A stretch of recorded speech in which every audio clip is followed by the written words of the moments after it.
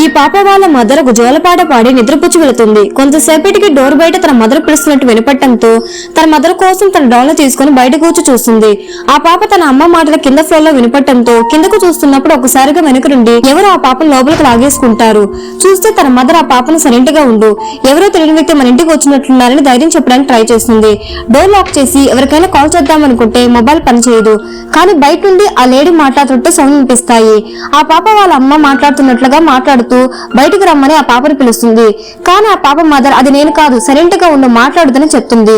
ఎంతసేపటికి వీళ్ళు రెస్పాండ్ అవ్వకపోయేసరికి బయట నుండి అన్నోన్ లేడీ సరే నేనే వస్తానని చెప్తుంది. అలా వాళ్ళ రూమ్ డోర్ ను ఓపెన్ చేయడానికి ట్రై చేస్తుంటే ఆ లేడీ తన పాపను కబోర్డ్ లో హైడ్ అవ్వమని చెప్పి ఒక సీజన్ ని సేఫ్టీ కోసం పట్టుకొని ఆ డోర్ వైపే చూస్తుంది. అలా డోర్ ఓపెన్ అవుతుంది. చూస్తే ఎవరు ఉండరు.